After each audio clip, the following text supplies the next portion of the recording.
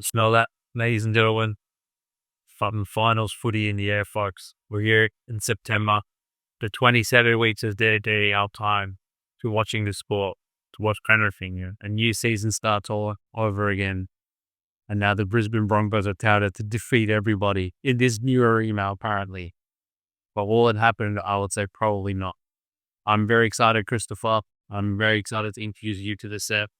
And I'm not my usual chirpy, upbeat, fucking joking self, because it's time to really nail it and knuckle down and get to September footy, where the lines are sharper, the form is tighter, and the teams will fight to the death unless they are the New Zealand Warriors. In that case, they are probably already dead. Or are they? We'll get to that one shortly. How are you, Christopher? Are you as excited as I am, my friend? Oh, I'm sharper.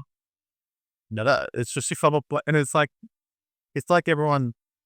It's finals footy, and we're looking at form in the last 2 weeks for literally half the comp, for literally 3 of the 4 games. Didn't you see what Broncos did to Melbourne, bro? That's one of them. The only one that actually is accurately priced, because we don't know what the fuck's out, is the first one. No. So that one's wrong. There's no accuracy. It's about, there's one accurately priced on it. It's probably the Pelly Pond. Yeah. But that, as far as useful, I've actually already pulled as far as the others go. But I guess they said you can't be double digits in New Zealand with some of it. I fucking know. Cheeky. I don't even know why it's mine. Anyway, we move on because there's no time to mess around. Our analysis will be deeper as well. And obviously these will be segmented into their individual videos for more late teams. No. Fan bases, they screw you Warriors don't get it. They do, that's a 2-minute review. No, it's titled Up the Wires or Down the Wires. Yeah, for the fun. Yeah, there's a 2-minute review. It's not, because I had a lot to say about that one, but I don't have that much to say. No more Thursday night football. It's Friday night footy. Friday night footy, where the Melbourne Bulldogs are taking on the Canterbury Bankstown Bulldogs. Not in an elimination final, as both of these teams are well entrenched in the top 4, as they have been for the entire season. And the Melbourne Storm are lacking a few troops, but so are the Canterbury Bulldogs, so we'll call it 15-0 wash. May the best team win. 4.5 is your point spread, melted at home in a situation where it seems as if the Wolves has put a pencil through this team, forgetting that they literally beat the entire comp without any players for 6 weeks, or because resources decided to have a good half of footy against them. But I digress into the lineups because that's what I'm fucking paid to do on the set. Shout out to JB and Jeremy, and shout out to the whole organization of the Melbourne Storm, because they only get one shout out, while the other team, that will be Hunters this preview. Aaron Rushard takes over at halfback from Jerome Hughes, while Nick Meady is the new fullback, as Ryan Battenhausen has suffered another concussion. Joe Chan has been named at center, and Jack Howard is listed among the reserves and could be called up on game day. Captain Courageous Harry Grant returned from suspension, so Garlic Sauce goes back to the bench. Thank God. Utoi Kamanu returns from Blues preparation for game 1 next year, after being rested around 27, so County reverts to the bench to fill the hole left by Nelson, as I decided to take matters into his own hands and shoulder fast on the head for the 16th time. What a shame. A reshuffled backfind due to the idiocy of Cameron Ciraldo sees Anari Tuola get promoted into the centers, and your new wingers are Rinakama and Blake Wilson, even though they refused to pick Wilson for the last 6 months.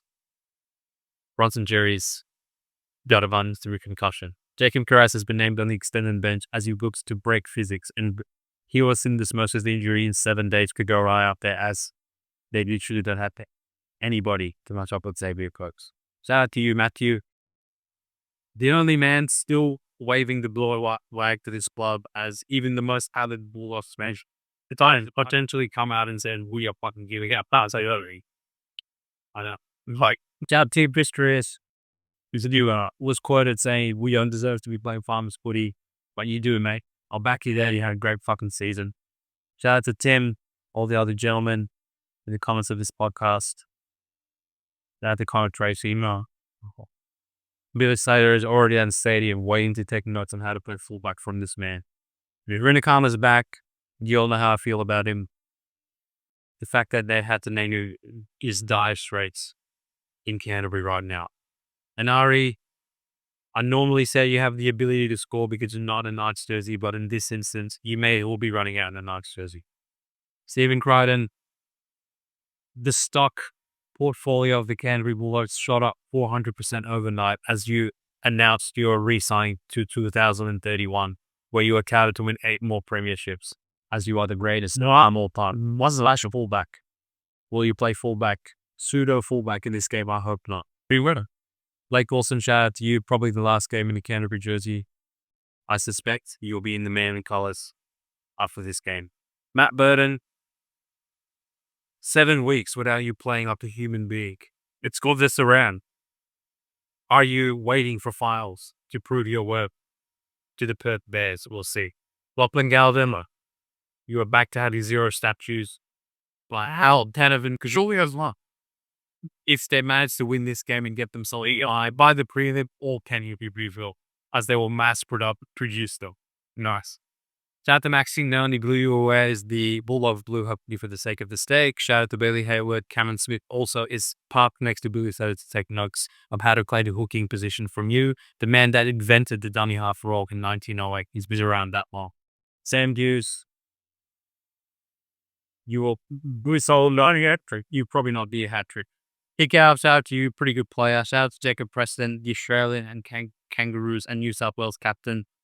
A lot is going to be riding on your pledge, defending Albert against this onslaught. Shout out to Salmon. It's just what it is. You're going to be the lock, and Ciraldo, come hell or hard water, is not going to be a climate, and he definitely does not watch the podcast. Shout out to Kurtman, Kanye Boots Marone. Shout out to Cooper Noir. I'm surprised you're not playing center because you were the Dalium Center of the Year last year, but hey, don't pick up. Shout out to Karen, he's pretty good as well. Shout out to Reed Marnie.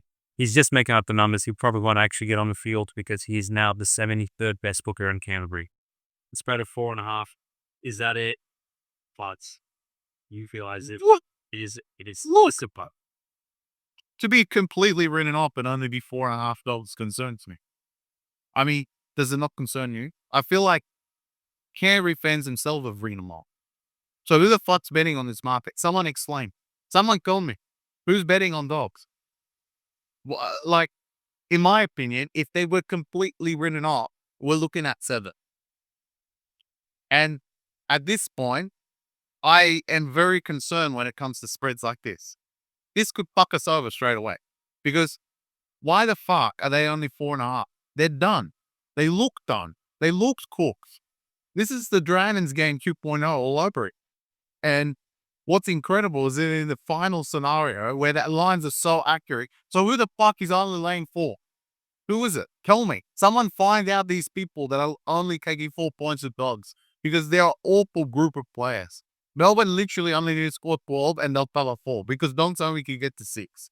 So at this point, I'm very concerned. Not because I think dogs are good. Not that I think they're going to fucking win the comp and do everything. My concern is I'm looking at the price and being like, why no to $1.50? It literally should be $1.25. It's going to suck. We've watched the week after week shit the bed, and now we come to finals, and that people are like, well, it's finals, a fucking different beast, and, there's more pressure on Melbourne. There isn't. Melbourne don't care. Melbourne will have, even if Melbourne lose, they could still make grand finals. And what's incredible, the only thing that really concerns me from a dog's part is the fact Curaz is there off of syndesmosis. Like, it smells like desperation, your teamless. How can you sit there and go, off of syndesmosis, you have to play for us no matter what, all over 5? Like, you still have next week. If he's so fit to be on the reserve this week, he'll be fine next week to play. Right? So, like, you don't even have the balls to sit there and go, you know what? These are the leaders we have. We're going to fucking play it. Fuck it. We don't give a fuck. We're going to risk this coming back from injury. Like Ciraldo's done throughout this whole period, the last 3 weeks, risk comes from injury for no reason. And he's a risky one. Yeah. It's turned out so well so far. Your back line is fucking looks like dirt. I just don't understand that. But from a numbers perspective, you are looking at the number right now, 4, 5, whatever it is. It has not 6, which it blows my brain. And it concerns me. Truly, I'm sitting here worried about this first game because I think Melbourne should win. There's no reason for the Dogs to go there and win, but someone is seeing something went on because fucking hell, it should be 6, 7 points at least because Dogs are awful. They couldn't even fucking keep it close with Cronulla. And Cronulla in second gear. I don't think we're going to get a Melbourne off back-to-back losses that we're going to play like they're going to play good. But then someone's saying those are going to play good. Those have to play 200% better than they did last week to even compete with this Melbourne team. Someone's thinking they will. So it concerns me looking at the price. If I wasn't a punter and I just looked at the game like a fucking bitch, I'd be like, yeah, Melbourne should win this easily. Dogs shut. But I'm looking at the number and being like, what the fuck? Why is this for? Doesn't make sense. Okay, Kip, but with no confidence whatsoever. So your trepidation is not anything actually footy related. You know, more just you have an eyebrow raised as to how do we know what we know about both of these teams, and Melbourne are only laying 4. Yeah. Okay. Have you considered enough what's been happening on the Melbourne side of things? No, I agree. Because all of your all of your conversation up until this point has been, you know, the Dogs can't do this, that they have these backline players that suck ass. Their form is awful. They literally tried to fucking shots last week and essentially scored 0 for 80 minutes. But you haven't really given me much to work with on the Melbourne side. Well, it kind of there's nothing to say about Melbourne. It's fucking you can't literally giving a layup. Doesn't matter who's running out there. It's only 4 points to Dogs. They can't even string 4 points together at this point. Like, what do you want me to say? This Melbourne team of back-to-back losses, am I really going to sit there and go, you know what? Yeah, bro, the problem's going to be grand. I said, when on the other side is Tawala. Boy, bro, the problem's going to be Safar. When the other side of Maxi, who apparently, which I read today, had been ill for 6 weeks and playing anyway. Who gives a shit? Like, any player, you could be like, oh, well, this guy's better than this line. Hughes is not, can't. Dogs are like, Dogs could have everyone right now. And they do. And they're awful. Like, who gives a fuck? I reckon I literally would sit there and if Melbourne played name this team, and let's say hypothetically Dogs had everyone, the backline was all there, I'd still play Melbourne. It's Dogs. They can't do anything. That's my concern is we're looking at a team that literally can't do shit and they're 4-0. Like, that doesn't make sense to me. All right. Melbourne laying 4 points at home to the Bulldogs. Considering who's running out, and I'm considering who's running out for Melbourne. Is that it? 4-0. I am. Well, that's it. Someone at these books are smoking the gunji, brother, because when the fuck have Melbourne laid 4.5 in Melbourne to anyone for this entire year? You know, I mean, some of the teams that have gone there, Brisbane went there full straight in these clubs with 6.5, and Hughes didn't even play that game. And now Brisbane, who worked harder to win the comp, Dubs can't even win a 10-minute interval of a game, and now it's like, oh, fuck, Dogs might get it, and you'll put it 4-0. Cunts are on methamphetamine. Oh, yeah, that's what I'm saying. On the Melbourne side of things, knowing Bellamy the way we do, obviously, he can't help himself. He has to try and be tricky. So I am actually predicting that come game day, number 1, Joe Chan will not be playing center. It will be Jack Cowler. Number 2, Wishard's not going to be your halfback. It's going to be Jonah Pezzett. Wishard will work to the bench once because he's for game with that, you know. And what is getting lost in this narrative that's really was formed out of nowhere based on, I can't even say 2 games, 120 minutes of footy where Melbourne, again, I don't know why they're being scrutinized after winning 6 games in a row with Ab Hughes and Pappy for parts of that time against top 4 sides. Lost to Roosters in the second half because no one needed to us. It's got 50 tries. And then sure, they got done in Brisbane last week. I'm not saying that they did it, but where the fuck's the narrative around the Dogs being as awful as they've been? I'm not sure where Melbourne went from like comprehensive premiership favorites, won every game without Hughes, and now Hughes goes down again and they're like, fuck, we'll put him 4-0. That just makes no sense to me. Considering that Harry Grant hasn't been there in the games they played awful, but when he was there, he genuinely looked like the best player in the competition. So that kind of eludes me to think that people have actually forgotten the effect that Harry Grant has on this team. Like the first time they played Roosters, where literally pretty sure Munster didn't play after Origin. Hughes got injured in the middle of the game and Pappy didn't play. Literally, Harry Grant fingered them by himself, scored like 36 points, and 8 of the front row score.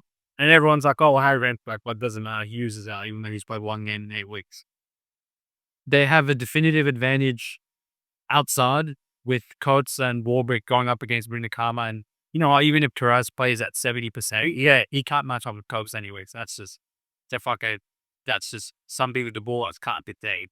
And Melbourne, we saw actually go on this massive winning streak on the back of their defense. And sure, Norman Eto'o scored 50 tries against their second stringers. Sure, Reece Walsh had some moments of brilliance, but that doesn't undo an entire season of good work from this side. And on the other side of things, Bulldogs, these sides couldn't fucking score a ruffle the way they're playing. I mean, fuck me. You want to blame it all on Galvin? Look, there's plenty enough blade to go around. These pricks in the media, honestly, some of the lazy pricks in the business, they just be like, well, Galvin came in and they're 4-4 since then. He must be the fucking Bob. Like, where the fuck shit at is the accountability for Vernon, Kikau, Tracy, the forward pack. Ciraldo's for picking fucking Hayward instead of Marnie because the service from dummy half has not been the same. This is the exact same forward pack that fucking won 50 games at the start, and now they literally lost the forwards to fucking Roosters who drop it every 2 shot and Shark couldn't even give a fuck to even be there to play this game. But nah, it's all Galvin Holt, bro. He's 19, and even though he saved us against Dragons, we're just playing him every week. Fuck it. Level like laptop be blowed. Look, all I wish for, not the all of these has to lose 60-0. So, and I want them to lose 60-0 the week after. Yeah. Just that can't know that it's actually not Galvin. You can't like, in my opinion, I don't know what the excuse is, but the left side just can't do anything anymore, but it's Galvin's fault. Yeah. It does make sense. That's ruled it. But therefore, I know what else do we know? Melbourne, there's always a narrative of upper loss. They are more likely to do this. Well, that kind of doubles down, in my opinion, triple down even going into the finals back in Melbourne, where traditionally, look, this is not a team you want to fade off a loss. 31, 2 losses. Fuck me and be ready to go. And they have the big game players to sort of give you cause to be like, well, we can give them a pass for that, knowing how much better they would play in a final situation. Harry Garrett will be fresh and ready to go after his sit on the sidelines. And he's kind of the engine of what's made Melbourne go this year. Their outside backs are powerful. Their forwards are powerful as well. And their ability to generate rock speed is second to none. Like, if you go and watch the first time they played Roosters, some of those tries were like, Roosters like, we just like can't get back on the fucking goal line in time because they're playing the ball so quickly. Harry's going up and dummy half and support. Everything happens around him, right? So when he wasn't there, you had Dodd Wake service from Garlic out of dummy half. And it's just been Wishart 1 week, Pezzett 1 week, Hughes with one arm the other week, to where they haven't really been able to execute offensively. But like you said, Chris, they could genuinely score 18 points, and I would sit there and be like, they probably will cover. Because I don't see how, unless like the Dogs, I will give them this respect that they play final style of footy when they're at their best. Their forwards, they have a good rotation of middles between leg speed and size and line speed, and they can get under your skin and frustrate you and force errors and do all these things. But that's the Bulldogs at their best, right? If Melbourne is going to throw the footy around and play this like it's a fucking exhibition game in February, then sure, maybe Dodge can frustrate them and score some weird shit and Melbourne can self-employ. I guess that would be the only rational argument for taking the Dogs in this game. But outside of that, genuinely, I would have Dogs. I wouldn't take Dogs until they were getting like 9.5. 4.5 is there. Yeah, one fucking possession. Like, there is no reason whatsoever. If Dogs had Jerry, Montoya, Kiraz, still had Marnie at 9, and all right, Burr Sexton him, let's say it was the Dogs, well, I mean, 50, and it was a pickle. Honestly, I still don't think I could take it. No, I still take it. You give me any price, I'll take it. Yeah. Up to like, fuck it, I'll take it up to 13 parts. Yeah, these cunts are like, get lost. No, literally, people, just take me out. Like, someone call Andrew at the seriously. Now, in saying this concept, in saying that, obviously, they actually have gotten fortunate in some ways. I know they're having years of their own, but the fact that Pappenhausen and Hughes are both out of this game, along with Nelson and a few other pieces here and there, does kind of bring these teams closer. Genuinely, the thing that confuses me about the bookies is, I know if Melbourne were full strength, this would be like something stupid, like 14.5. Is that it? Where like, are Pappy and Hughes really worth 10 points? I would say, listen, this team is literally powering on power right now. I know, it's fucked. Actually, what was incredible, some prick, again, on the internet, talking garbage, had Melbourne power ranked 4th in the semis. You know who was first? Brisbane, the gods.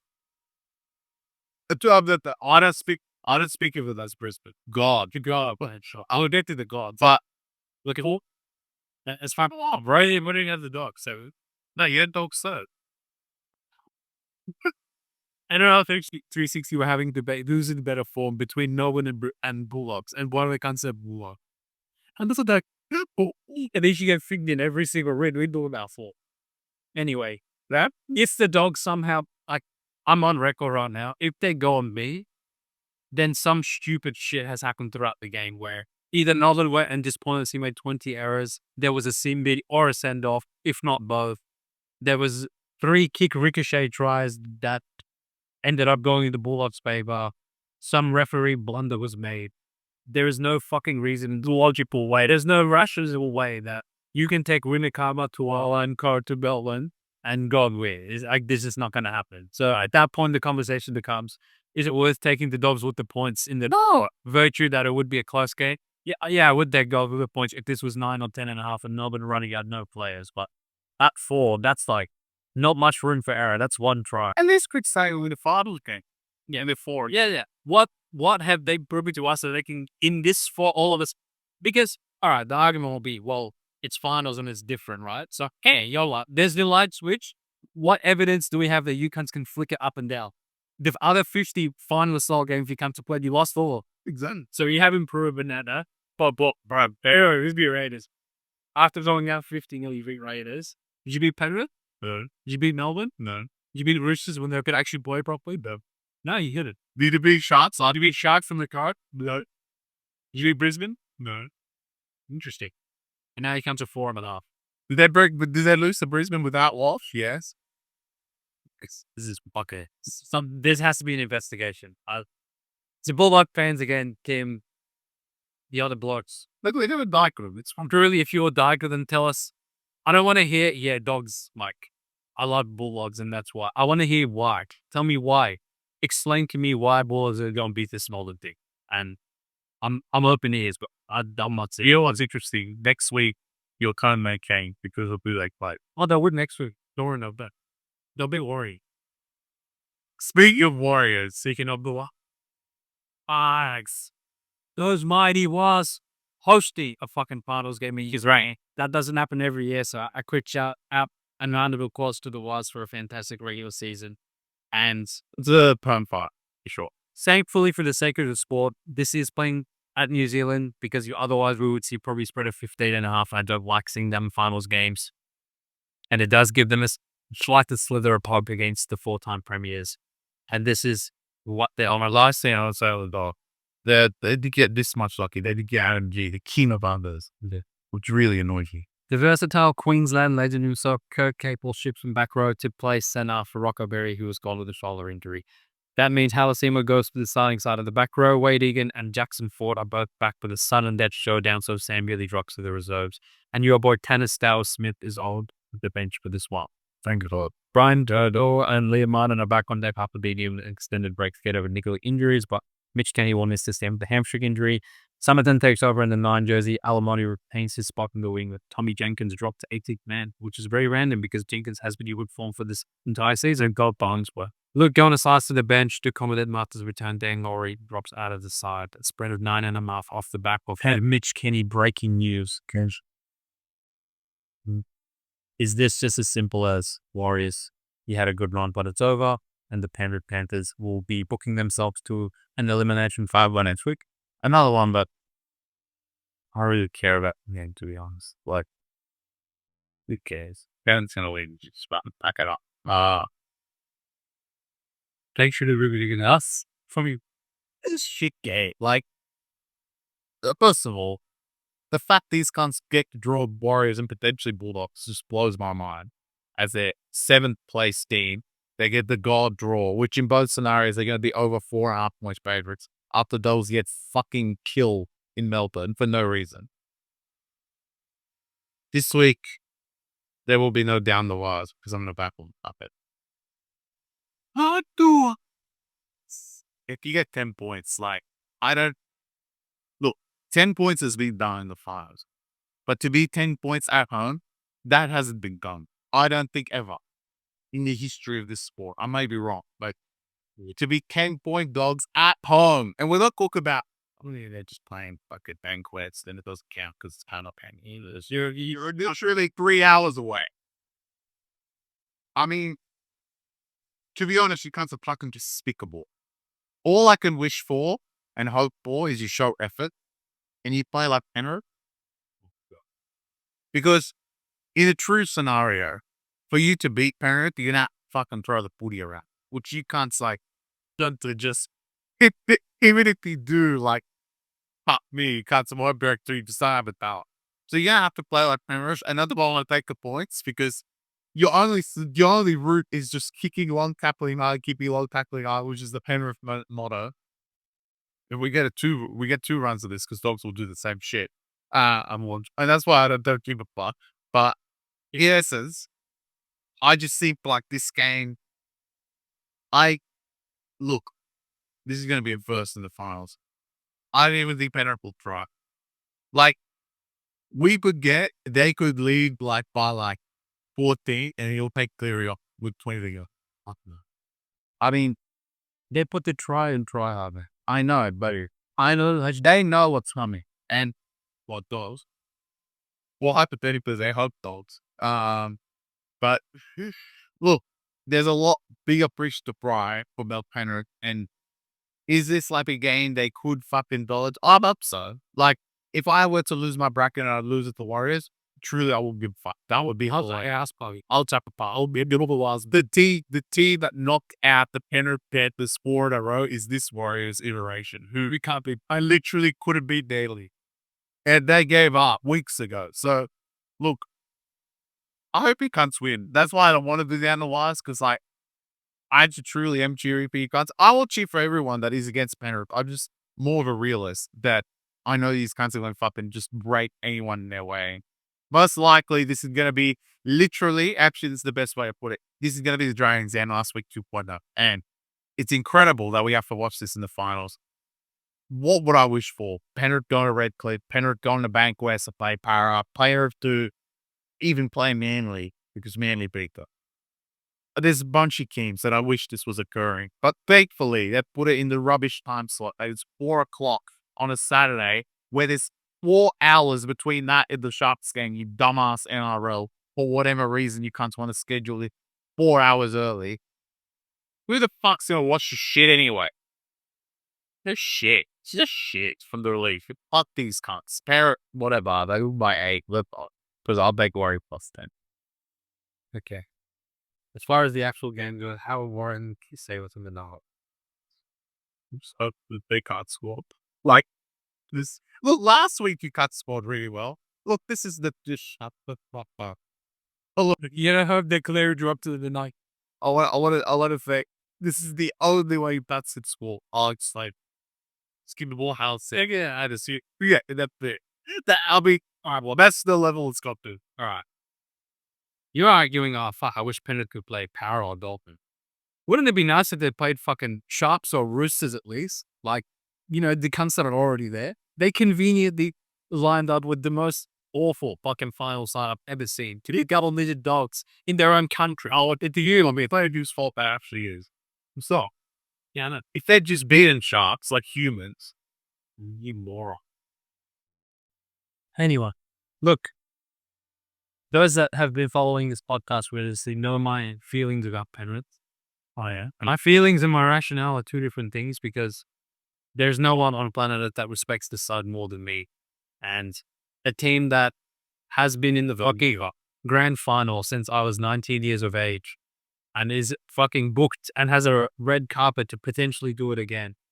In a salary cap driven era where retaining your players is almost impossible. And they have not done this through retention because, as we famously fucking articulate, Burden, Kickout, Stephen Crichton, who else? Fisher Harris, all these hunts have worn the black and lifted the trophy in the black, and they're no longer there. And you are substituting them with fucking Lindsay Smith, not even Milky anymore, Alamotti, all these players that, honestly, I'm not sure Milky would make a Tigers fucking backline right now. But in the Paris jersey, he runs out source hat tricks every week. Fair play to this club because they are the gold standard in sports right now. I would even put them beyond the Kansas City Chiefs, the Golden State Warriors, all these other shit cunts. Haven't done what Penrith have done, in my opinion. And I have no respect for them. And I also had a hatred for these cunts because come hell or high water, I'm so fucking sick of everybody in this sport backing down to these sons of bitches, including me. year after year after year after year. More talented teams than them. They get the fucking intercept in against Blake, Carthwed, South to somehow win that grand final as well. Literally, outside of Cameron Smith, no one has put a dagger into these cunts yet, so I'm waiting to claim the team that does put the dagger in. Which brings me to the Wars. I'm not three times out a dagger in your country right now to put it to anybody because you have been shooting blanks week after week after week. Since Halsey was heroics in Newcastle, you cunts have been awful. And don't get it twisted that you cunts raping Kyle's Dolcos means anything to me because it doesn't. Which brings me to the analysis. This is arguably the worst finals game of all time because it's not even the argument of like Warriors don't even have it in them to throw the footy around. Yeah, that's what I'm saying. That's the other way you beat Mayer.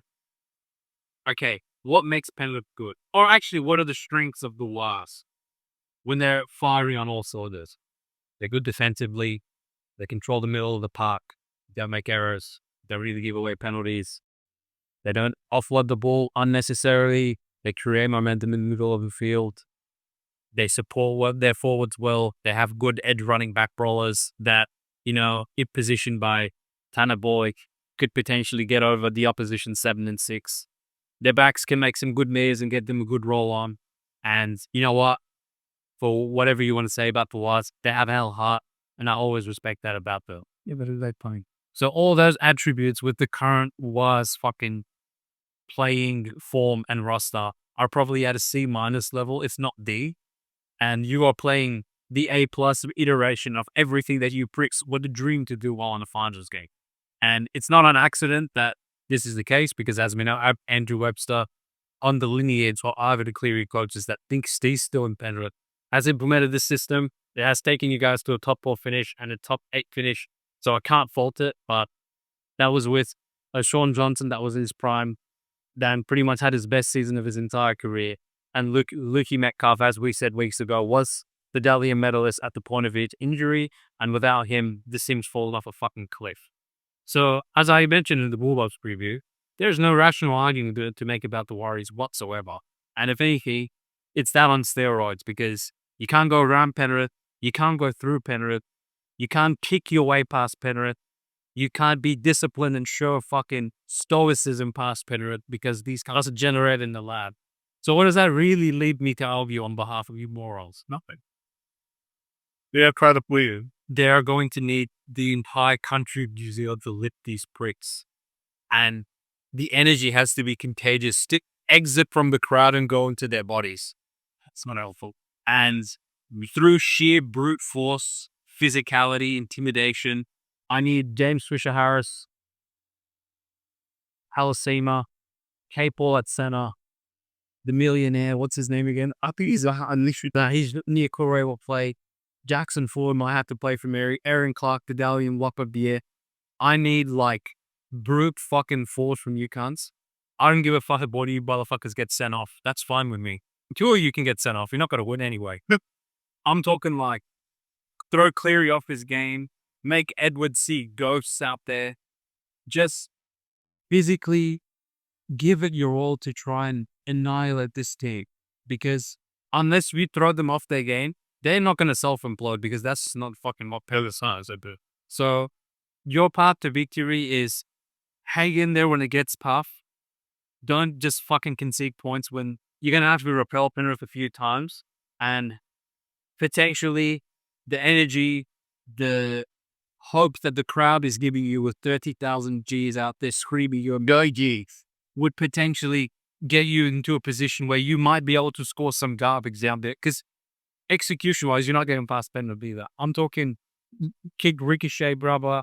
Kick the down so he can climb on top of our body. Peg it at K-Paul and see if he thinks he still has a Queensland jersey on. And maybe if all that happens, you can cover with 10.5. I'll explain how to. But since we're doing narratives and that's what we have to do for these balls. Fine. This is going to be the furthest one. JD's going to love this. You call Brad Harper, Clint Dupperson, Mitch Moses, and Junior Paulo. And they'll say the exact same thing to you that I often say. Just fucking literally every single tackle upload. That's your only route, because the only thing that seems to fuck these ads over is the footy being moved around and not logically ruin around. Oh yeah, like we're gonna run shape and shit. You just gotta fucking do some garbage. Oh, and also call Des, call Holbrook. He might be busy because he's out playing. All these cunts. I know they're in Bali. Relax. You're gonna get like 2 minutes of them. They're probably doing on WhatsApp. But anything, because the way you beat it cannot be the way that you play fucking every single game. It just won't work.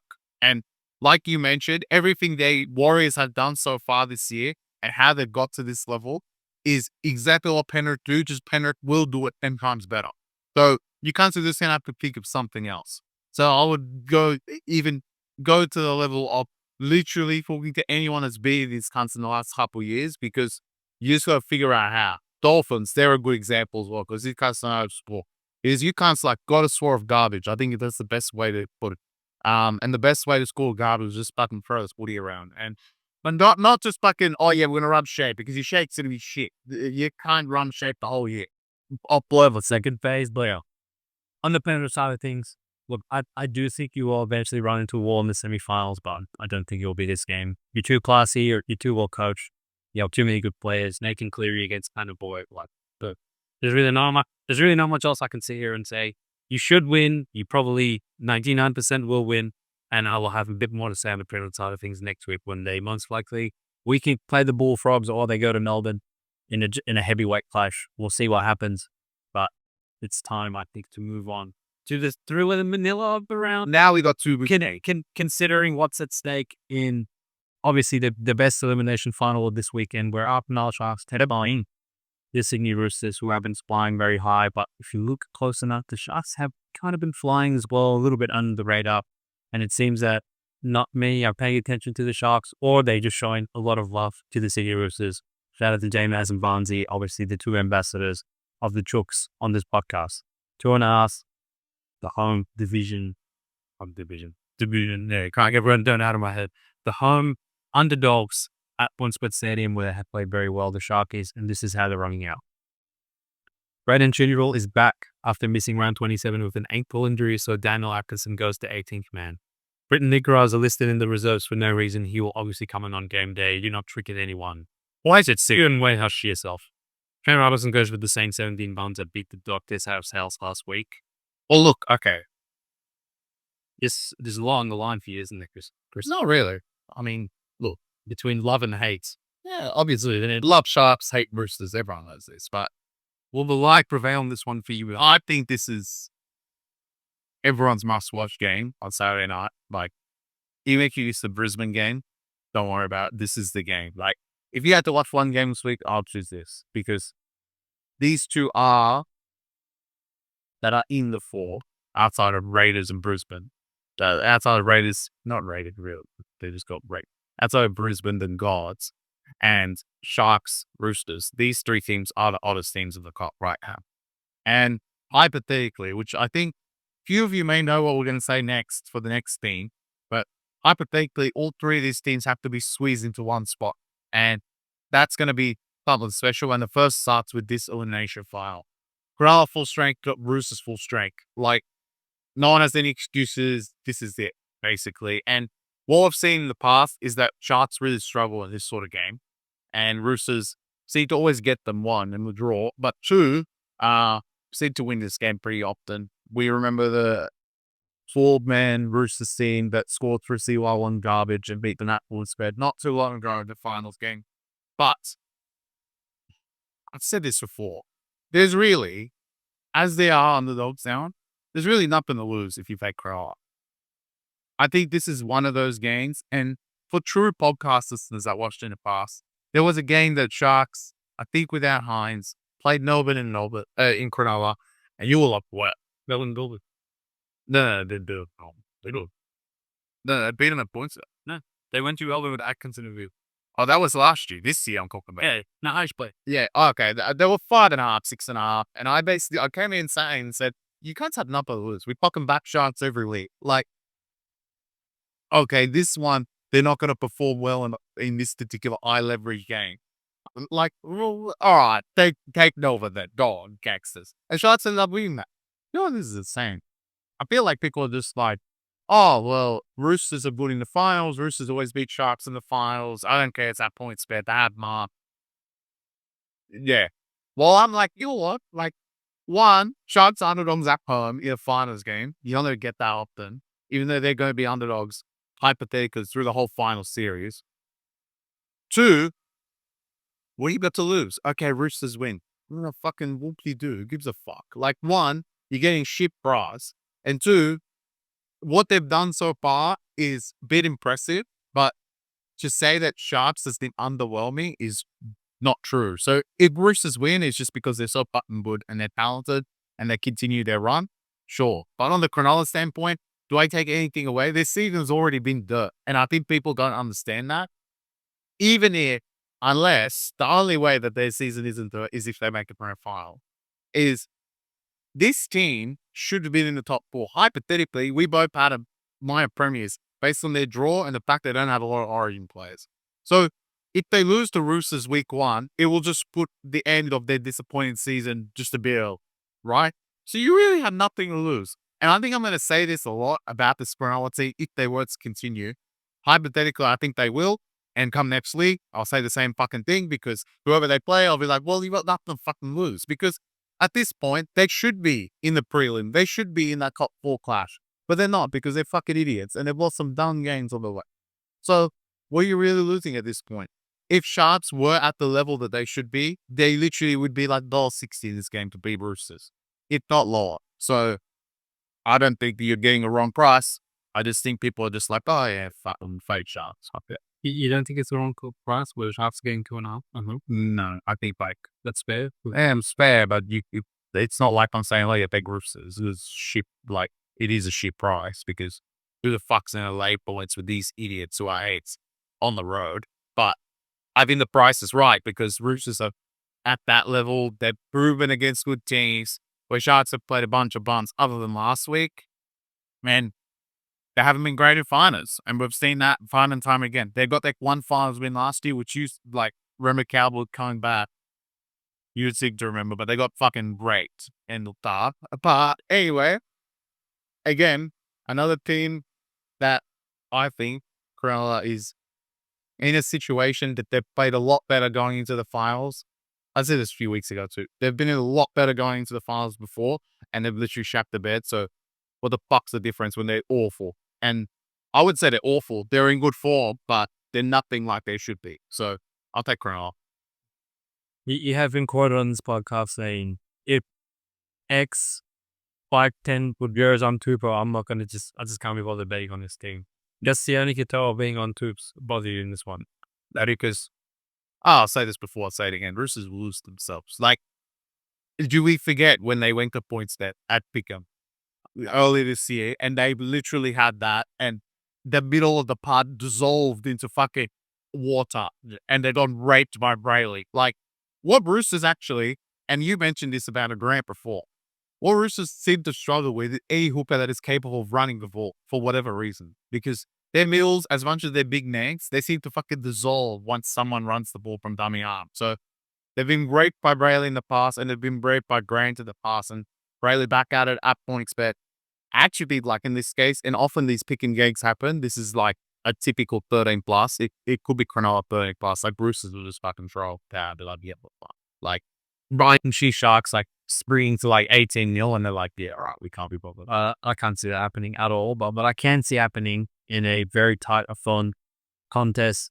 Like I said, 2.5 points. I would have this closer to a peak. So obviously those that know and follow this podcast know that at the end of the day, I don't actually really give a fuck who wins. I give a fuck about who covers, and getting points in PointsBet is not something that happens very often. For the entire season, they have only lost the 2 games there, which was the infamous Bullfrogs game where they no-showed and got dismantled without kick out and burning, and the Warriors game where we said Sharks can come off a bye and do something, and they got raped by Warriors 40-10. Outside of that, they've actually won every single game in PointsBet, including the game where They've braked Roosters. It was not Pickham Christopher. It was Sharks and underdogs at PointsBet. So we've actually seen season 1 of this fucking show already where Roosters went. Granted, they did go with Townsend, not with fucking Sam Walker, but they went there as favourites and literally got bent over by Sharks, who were actually playing way shitter footy back then. We also, actually, that was season 2. Season 1 was these cunts kicking to 2 for in the Origin round, where the Roosters had nothing and won with no players. So 15 all, I guess we'll call it even, and we'll call it a trilogy. What's the Sharks' path of winning? in my eyes. It's really a pick your poison between, do you want to bet on the team with the highest ceiling, or do you want to bet on the team that has the more median result, the closer of the averages of, can Sharks go out there and play like fucking dog shit in front of their home fans and just completely shit the bed and lose by 50? I don't think they can. I think at the very worst, they'll just, on a handful play like garbage, they'll concede 3 kick tries to Tupou and they'll score a couple, but they'll just fall short. Would they really need to try? Hines will like fucking do an error, or Teddy will just, the Noah will tackle him for some reason and they'll lose by 8. I can't see Roosters is going and blitzing them by 24. I don't know. But on the other side of things, can the Roosters, if they get everything right, they don't make errors, if they offload the ball, if they kick to both of their wingers on the inside, probably more Tupou than Nwani to us, seeing as Guanalva is there.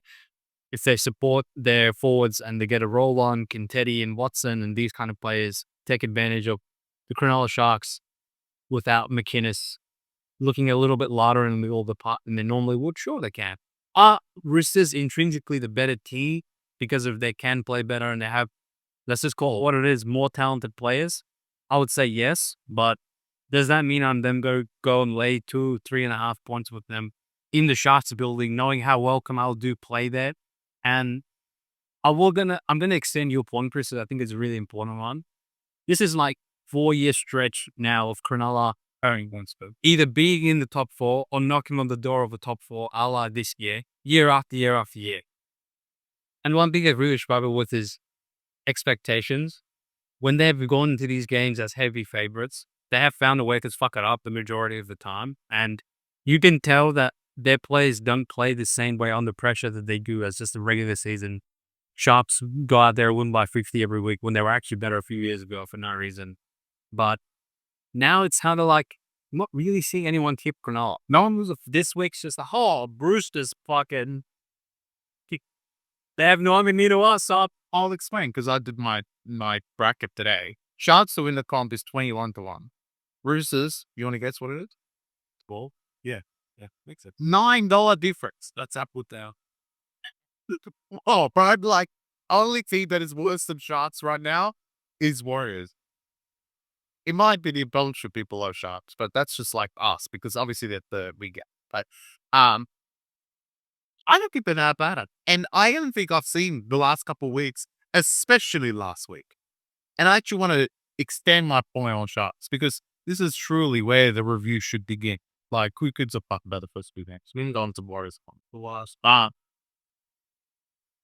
Sharks last week and the week before had moments in the game they could have easily gone back to their own fuckwit ways. When they played, who did they play against Knights? Knights came out possessed. Beyond possessed. Do you remember you sat there and they were like, who the fuck did Knights play? And obviously, Knights like, just no liners, right? They collapsed. Last week, they literally dominated Doms in the first half, didn't let them score, went out 18-0, conceded the most garbage try Dogs could score because they can't score. And from that point, Dogs started getting momentum, and you could see Dogs like really getting into the game. Old Sharks would have led back into the game, in my opinion. These cunts are just like, oh, well, yeah, he just fucking defenders said these cunts would fuck off, and they fucked off. I don't think there's a lot to take away from those little things for being say to me that this team is like in a state of, 1, no one gives a fuck about them, and 2, they actually like that no one gives a fuck about. That's better. And the fact they're underdogs at PointsBet, which will mean even if they win, whoever they go play, they'll be underdogs. If they win that, they'll be underdogs. They're very far. They'll be underdogs. They won't be favorites for a single game in this house. It was that play. And this Cronulla team, where we had the hypothetically first, are they awful? Is it the team that we thought would be first? No, because McInnes is not there. But without except for him because we're assuming the core will play. Everyone else is there. So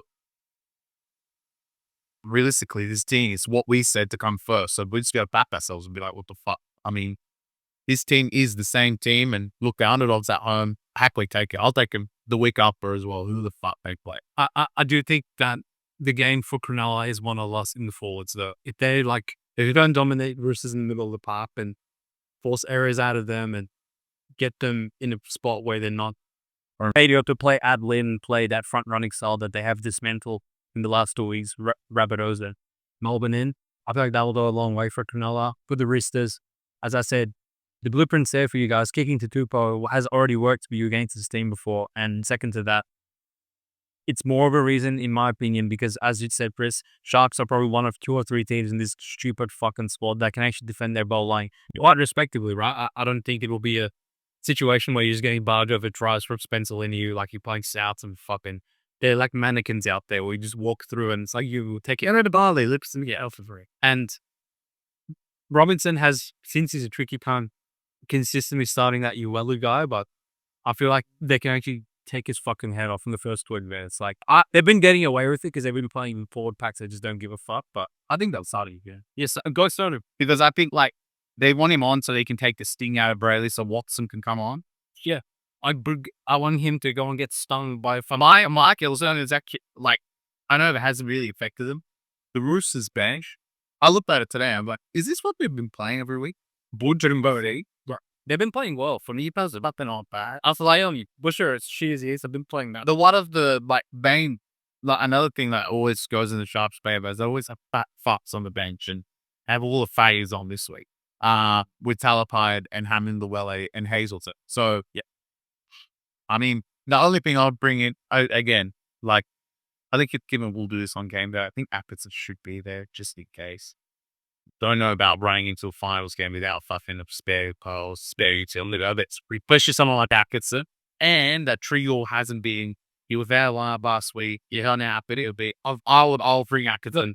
I'm glad that Nico got let off. Oh, yeah, fucking stupid hip drop job. So I'm not going to go into the fucking specifics of that. Who gives a fuck? The fact is he's playing, and in my opinion, he's been playing much better than he was in that middle part. So, and his boys there. And his boys there. So that I think, am I going to put all my hopes on Hines putting a Dalian performance in being a team? No, but do I trust him to at least play above average, B- kind of thing? Yes. The Roosters, Savala has improved their kicking game, but there's no Cleary or Burton on the other side that would expose what Sharks don't do so well, which is their kicking game themselves. And I feel like it's a pretty even game, pretty evenly matched. You would take the points with the home underdog with the better defense. The hungrier team, in my opinion, would probably also be the Sharks as well, even though no one gives a fuck about them.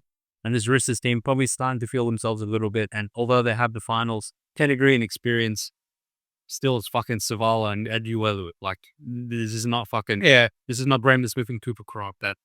Yeah, sure. That Roosters team would be favorites in Cronulla, not this one. They're still 8 for a fucking reason, right? So, in my opinion, I can only go the one way, and that's with the Sharpies. Hopefully, the introduction to the review pod will be the Jaws music that I would fucking generate for myself. I'll be that hard. Oi. Speaking of hard, I thought you would be playing like this same stuff. Well, I'll be skull on something if it fucking goes the way I'm going to say it's going to go, motherfuckers. The Canberra Raiders, your minor premiers 19-4 up in this bitch are taking on the new premiership favourites. Whoever moves out of nowhere. But little did they know Adam Mills going back into his lap. These two shoots, none this week though, but it's alright. Because the Brisbane Broncos have won over the hearts of all Australians around the world. Not even the ones just in Australia. This cunt's in probably US. They're like, yeah, I haven't been looking at it all. Wake up to yourselves, cunts. It's not happening. Back the internets. Yeah, not sure. The Camarades have fucking put everybody back in after conceding 200 balls. Also play. Oh yeah. What? Why would he be above? You played last week. Well, he wants to fucking breathe, does he? Yeah. Wake up to yourselves. Again, as I mentioned, the Rays are playing literally everybody that didn't play last week. Adam Reynolds were in sidelines have been hunting. Billy Walters again called by touching the halves. Shinasaki's been recalled after briefly going into Origin camp, getting ready to beat New South Wales again next year. Dean Marinigo's doing an Arthur's Robs at 18th man. Shashevsky's, who give a fuck about it. Spread of 2.5, is that it? You motherfuckers. Listen, enough starting. Listen up, prick. Shout out to you, Charles Prune. I'll defend your team because nobody else seems to want to do it. Why? show some fucking respect to the minor premiers because this is getting ridiculous. -2.5 implies to me that this would be a pick'em on a neutral venue, or even worse, because everyone adores Adam Reynolds. He's that good, and he's right. He's pretty good. You know, if Ezra and Adam Reynolds play, Broncos would actually go to Canberra's favourites after playing good for what 4 weeks, one proper week. I can't even sit here and say you can't play good against Cowboys because you didn't. Who did they play before that? Some other Knights. You want credit for that? Knights went onto the field very blah. And you can't want credit for sort of always hits. Everyone saw 40 against Knights. 40 is the new 10 with those motherfuckers. And you can't now, although Campbell will be favourites. It'd be pretty sick, eh? Resource playing good footy. Where 2 weeks ago, can't block. I don't know about Walsh, man. Makes a lot of errors. But now he's going to go and be favourites to the fucking minor premiers. Listen up. Oh. This Broncos thing is counted now with Billy Walters at 5'8" and Ben Hunt at the age of 50, who, don't get fucking twisted, is not the Ben Hunt that was carrying Dragons to the finals. They're way out with that. Has he? Yeah. What has he done? You don't need to do shit when Walsh is there. Yeah, right. So the way they got into where they are now, favourites to fucking win the Super Bowl and the NBA Finals and the Telstra Premiership, is through Walsh. So you're actually going to Canberra now at 4 p.m. on a Sunday afternoon to take on really a bunch of grown fucking men in that forward pack, right? And this Broncos team has big names in their forwards. Haas is counted as the best front rower in his competition. And you know what? He probably is the best front rower because he is a fucking beast. I got nothing bad to say about Haas, but to be honest, Carrigan has not been the Carrigan of old this entire season, and he hasn't played good to his own standards for a long time. I'm not scared of Jordan Ricky. Literally, he's awful. He can't even score past Drew Quarter, to God's sake. So I'm not terrified of him. Fiacre has been in and out of the lineup for pretty much the entire season. He's back in LT, but the bench is fucking Ben Tolthe and co, who again play out against Cowboys, but this is a different beast. This Raiders thing from round 1 to round 27 has been dog walking sides in the middle of the park. Brisbane came to this fucking building in week 2 healthier than they are right now, and literally lost 30 plus and didn't even look close to competing with this Raiders side. And that was before the emergence of Weeks and Strange and all these players that have been absolutely lighting the competition on fire. And literally on the back of 4 good games of Reece Walsh, now you can't say going there as favourites. I said not as favourites because they're not close to it. I would have this spread at least fucking 5.5 because of what Raiders have proved to me throughout the season. They're bigger, they're stronger, they're fucking grittier, they're more disciplined. They have proven it week after week after week against better opposition than Brisbane. And I know Brisbane were impressive last week, but that's one blip in the radar for me. This isn't even that much hate on the Broncos themselves. I genuinely wouldn't come here and scream at them if they were $2.50 as they should be, but the disrespect to the Raiders is getting fucking ridiculous. Against Melbourne, everyone said, no, this is where they'll get exposed. They won that game. Against Penrith, everyone said, nah, look, they're not them boys. They won that game. They beat the Sharks. They beat Manly. They beat fucking Roosters without Fogarty. Who is this team not beaten to now going back down to Brisbane in Canberra, coming off a rested performance for all 17 players manufactured themselves a bye to Ricky Stewart last week. And now Reece Walsh hobbling at fucking training is going to go and what is he going to do? Score 30 points against Raiders and beat them? I can't say, man. I will get really double milk and drink under review. I'm this house. I'm smashed for Broncos because that really keeps me on. I don't need to. And this is everyone's fault. Every single analyst. You can't survive. Actually, listening to this to garbage gives me cancer. It actually does. Like, we have been look, everyone that watches this part can sit there and comment as well. Comment right now if we haven't been straight as an arrow. I don't think we've ever said we've never said, okay, Walsh is the fallen up Brisbane. Never. I don't think we've ever said that. Yeah, one of these fucking pricks. I don't care who it is. Name any podcast. Put any podcast in the comments. I guarantee you they've said, my God, Brisbane's cold as well. Yeah, I know. And now we sit here with these fucking morons who have lost their last loss is fucking para for no reason. Hypothetical, like no reasons usually when they lose. And they're beating Melbourne without Hughes, without Bramble. Okay, we'll give them a win. Not through Ben Hunt, not through Sad, through Walsh turning into fucking Superman, hitting the 40 point and then scoring off the back of that to fair. I actually, in my true heart, I want them to fucking collapse. And it's not because I hate Brisbane. It's because I hate how many people have now bad-played in this fucking club. For no reason. Because it's the same motherfuckers that threw them into the dirt. Exactly. When they lost to Manly, when I said they would lose to Manly, all those weeks ago, everyone said these cunts are fucking the worst team, worst constructed team. Why did they make Carson Carrigan come out the Alpha Origin to get raped by Manly? Listen, you idiots.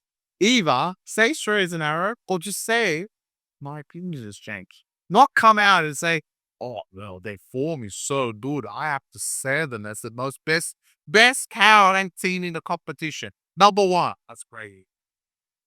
To the point that the bookies have caught the grand final matchup favorite as Canberra and Brisbane, which hypothetically means that Brisbane have to lose the first one because obviously Canberra will go through the marathon. And Brisbane go around the whole fucking loop against the best sides in the competition and make the grand final. Or the other way around. Now listen, the fact that either of those ways is the favorite option blows my mind over Canberra, Melbourne. That's not. You know, like, how does that make sense?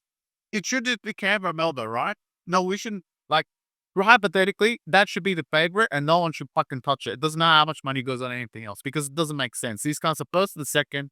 They should win their games because they're really favorites in both these games. And they should make a grand final because they come up a week off against these fucking recards that are apropos. Simple.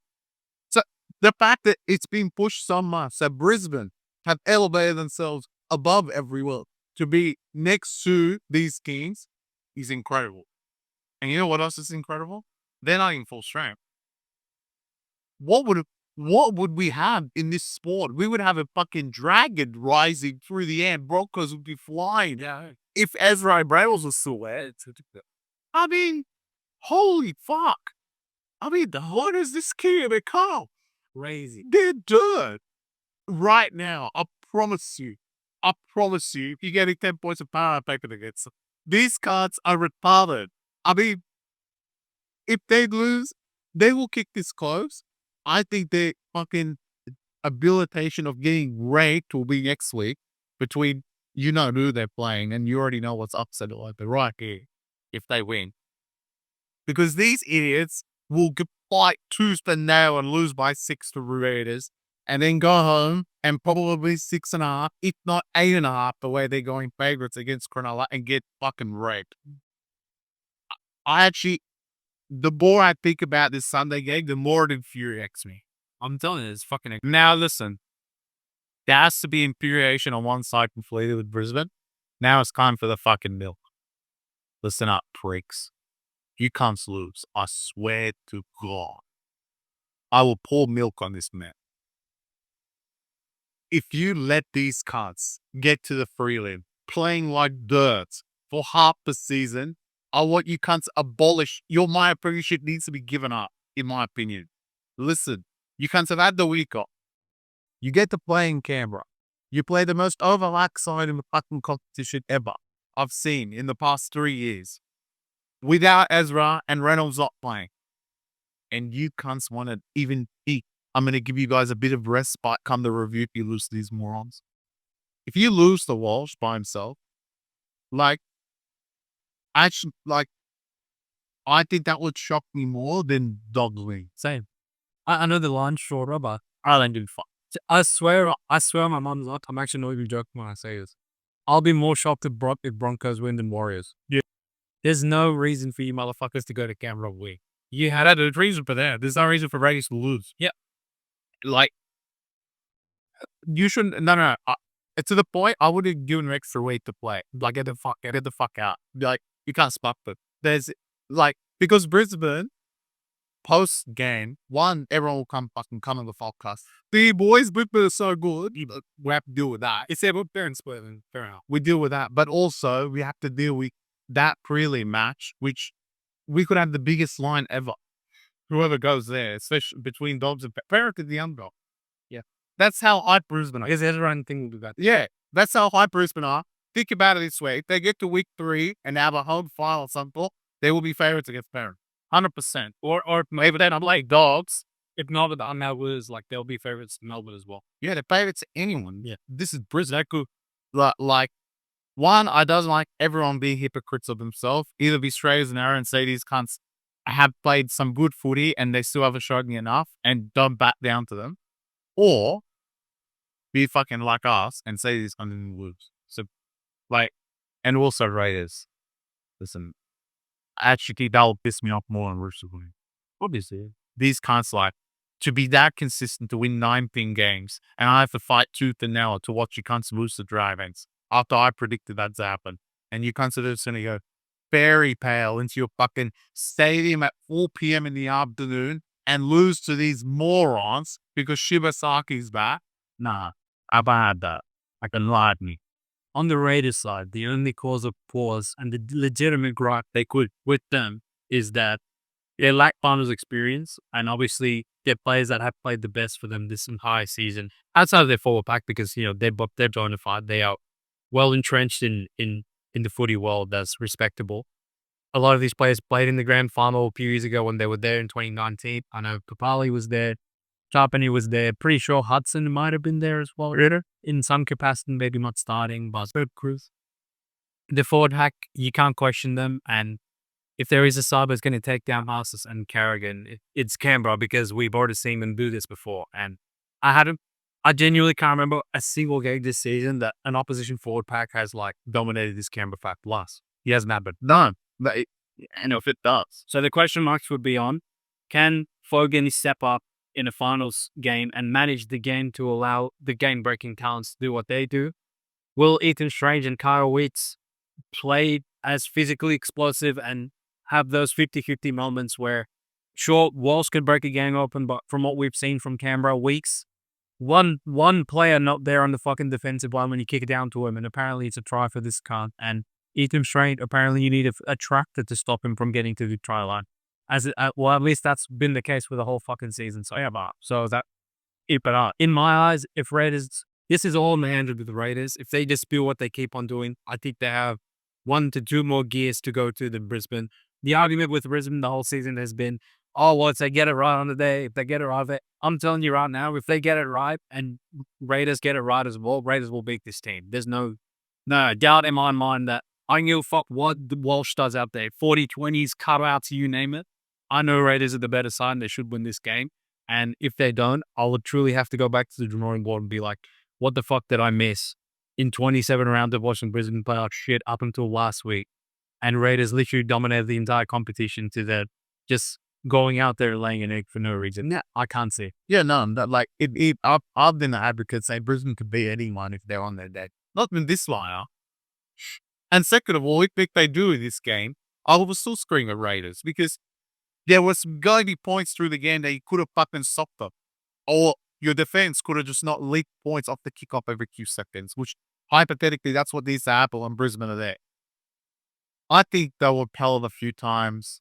Brisbane might lead 6-0 and then here come the Raiders. I think what Raiders have shown, especially against the Penrith game, to know they do have that in them. They know when it's big eye leverage and they need to win. But some of me does also feel that the Brisbane team, as young as they are more finals equipped in the sense of they've been there and done that and made the grand final. And they were in this exact situation when they raked the shit out of Melbourne. So that was obviously at home. They're playing a shit thing than what they are. But they always had that in because as much as Walsh is young, the rest of Ben Munt, trust me, he's no young, but fuck me, he's been in some high leverage matches. They know how to win these particular games. It doesn't mean I'm not going to come out and pour milk on this man if they lose. But my point is, if we're looking at Farn's experience, which is the only thing that Raiders would potentially lose on, Brisbane do have that, which I'm not going to give them credit for. They have been there, they've done that, and they've seen the worst of it because the last time this team was this high was when they did lose the grand final 15ers to clear it. So I didn't even think that year they were this. No, they were fucked. They were really fucked. But this year it's just come out of nowhere, which has really shocked us and truly is the dumbest deal I've ever seen. So in my opinion, to conclude, and I said this earlier, which I will conclude now to go on to our three favorite parts of full games, which I will wonder which one we're going to leave out. But Warriors. I want to say, I forgot a fucking name. Oh no, I was going to say, whoever loses this game, you go out straight sets. You're hearing this first. Well, we can get to that, even if it's Raiders, because even us will give up. In 5 days' time, what mouth-watering prospects we have on the Saturday night and the Sunday afternoon. I do expect good games of footy in both of them, but as we said, we've come on as the Back Yourself podcast and backed ourselves. So, and we're only lying East round, which is good. Melbourne, those, you can't show up, so just don't. Warriors, I give them their G's. Just do your best, all right? Try. That's all I want. Try. Sharks, I want that. I know we're not going to get death upon Roosters because you guys are not good enough to kill them, but if you can beat this red hot Roosters thing, it would show us something, and who knows, you might fuck around and then go a little run for once in your miserable lives. And on the last game, I want that, but I want a fucking nuclear bomb dropped in the Brisbane headquarters at full time. These cunts lose 32-16. I want a green way booked straight into the Curly final where whoever manages to win in week 2 has to go back to this stadium and take this team on because they do deserve to host a premium pun. Your 4 big takeaways for the round are the things you're most looking forward to because I get bored. All right, Dobbs, just give up. Simple. Like, I don't have to say that back then. Obviously, there's the analysis of can Melbourne do it with no players? Yeah. When they're playing a team that can literally split 10, they can. Fuck off, Dobbs. Just fuck off. Warriors. I wanted to say I'll up the wires. Like, the good might be better. They're physically very confused when you say up the wires. So. No. He knows I'm not coming based off those yet.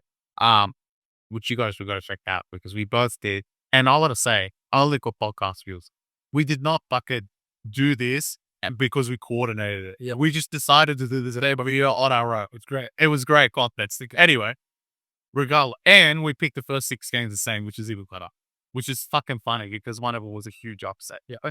But regardless, I just want you guys to just show some heart. You guys don't deserve to be disgraced in the finals, and I think everyone thinks you are, but I think you guys really deserve a crack. And if this is the last week, the Warriors do play rugby league. They've still had a great season. So the All Blacks play there. It's all about that. Sharks, I actually want to see destruction of Roosters only because I want Cunts to realize that you can't just fucking push this team around and just be like, oh yeah, they're a wide off. Because come next week, you can win you could beat Roosters 50-0.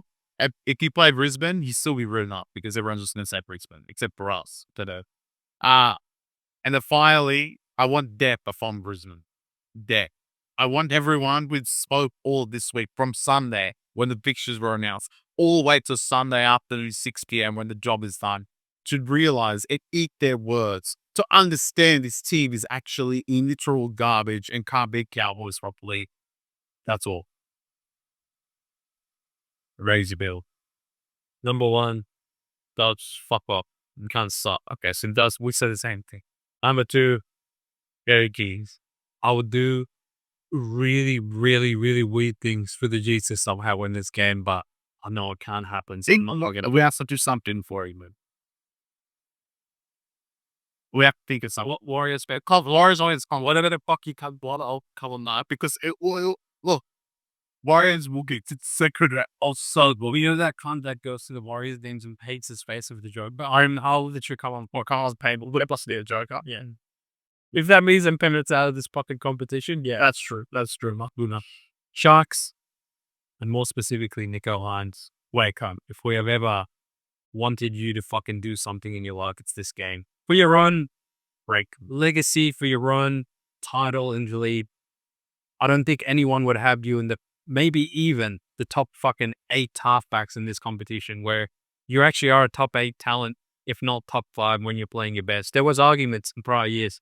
Who's better, Hughes or Hines? Who's better, Moses or Hines? And now it's like, who's better, Savala or Hines? And you just don't belong in those conversations. So I really hope for your sake, you can carry this thing to a victory and wake up to yourself. Correct. Raiders, don't fuck me out, the boys. I've said a lot in this podcast, but I believe in you. I'm not worried. Look. Not shaking. fucking give a fuck about Brisbane. I believe in the green machine. Let's fucking go.